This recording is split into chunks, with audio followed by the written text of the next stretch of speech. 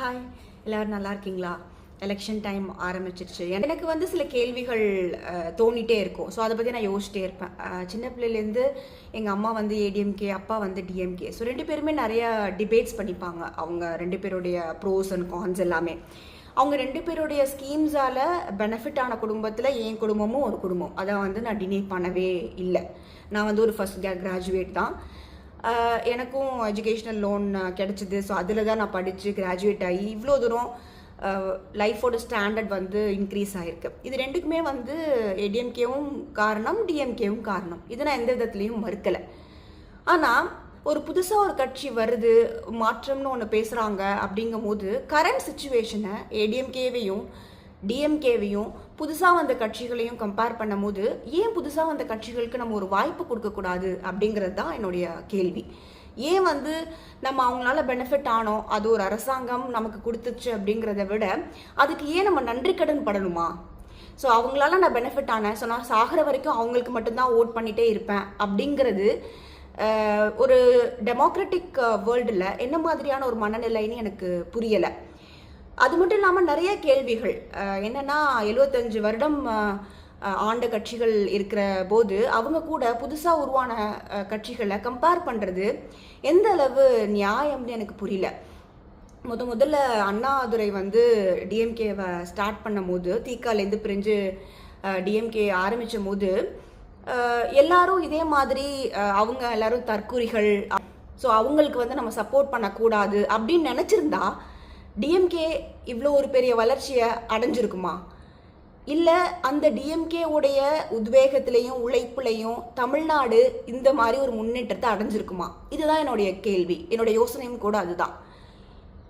இல்லையா? ஸோ அப்போது மக்கள் புதிய கட்சிகளுக்கு, அப்போ புதுசாக உருவான டிஎம்கேக்கும் அண்ணாதுரைக்கும் அவருடைய கொள்கைகளுக்கும் அவரை நம்பியும் நிறையா பேர் வாய்ப்பளிச்சாங்க இல்லையா?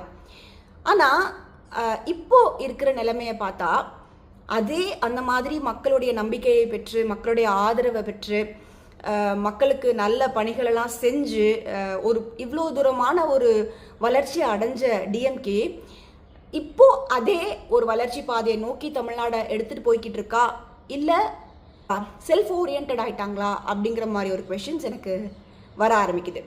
ஸோ நான் முன்ன கேட்ட மாதிரியும் இப்போ சொல்கிற மாதிரியும் அவங்களால நான் பெனிஃபிட் ஆகியிருக்கேன், நிறையா பேர் பெனிஃபிட் ஆகிருக்கோம். அதுக்காகவே வாழ்நாள் பூரா நன்றி கடன் பட்டுட்டு இப்படியே இருக்கணுமா? இல்லை புதுசாக வாக்களிக்க ஒரு வாய்ப்பு கிடைக்கும் போது புதிய கட்சிக்கு ஒரு வாய்ப்பு கொடுத்து பார்க்கலாமா? இது ஒரு கொஸ்டின் தான், ஒரு டயலமா தான். But why can't we try?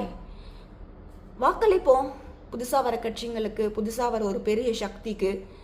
சரியில்லையா, சரியாக வேலை செய்யலையா, அவங்க படிக்கலையா, அரசியலை அவங்க முன்னேறலையா, அவங்களுடைய க்ரோத் இண்டெக்ஸ் வந்து இன்க்ரீஸ் ஆகிட்டு போகலையா, நெக்ஸ்ட் 5 இயர்ஸ் அவங்கள எடுத்துகிட்டு வேற ஒருத்தவங்களுக்கு வாய்ப்பு கொடுப்போம். ஏன்னா ஒரே ஒரு கட்சி தான் ஆளணும் தமிழ்நாடை, ஒரே ஒரு குடும்பம் தான் ஆளணும் அந்த கட்சியை அப்படிங்கிறது எந்த மாதிரியான ஒரு டெமோக்ராட்டிக் வியூன்னு எனக்கு தெரியல. அதை வந்து என்னால் ஆதரிக்கவும் இப்போதைக்கு முடியல. ஸோ என்னுடைய மனநிலைமை என்னென்னா, இப்போ நடக்கிற சுச்சுவேஷனையும் இப்போ ஆளுற மக்களையும் அரசாங்கத்தையும் மனசில் நினச்சி ஒரு வாய்ப்பு புதிய கட்சிக்கு கொடுத்து பார்க்கலாமே அப்படிங்கிறது தான். உங்களுடைய கருத்து என்ன அப்படிங்கிறத நீங்கள் ஷேர் பண்ணுங்கள், யோசிங்க. எனக்கு தெரியும் இந்த போஸ்ட் நான் போஸ்ட் பண்ணேன்னா நிறைய பேர் கமெண்ட்டில் வந்து என்னை திட்டுவாங்க, உனக்கு எதுவும் தெரியாது, ஹூ கேர்ஸ் யூ அப்படின்ற மாதிரிலாம் கமெண்ட் பண்ணுவாங்கன்னு எனக்கு தெரியும். But even I don't care, because இதுதான் என் மனசில் ஓடிட்டுருக்கு. என்ன மாதிரி நிறைய பேர் மனசில் இது ஓடிட்டுருக்குன்றது என்னோட ஆழமான நம்பிக்கை. ஸோ அதனால தான் இந்த ஒரு பதிவு. யோசிங்க, திரும்பவும் பேசுவோம், நிறைய பேசுவோம்.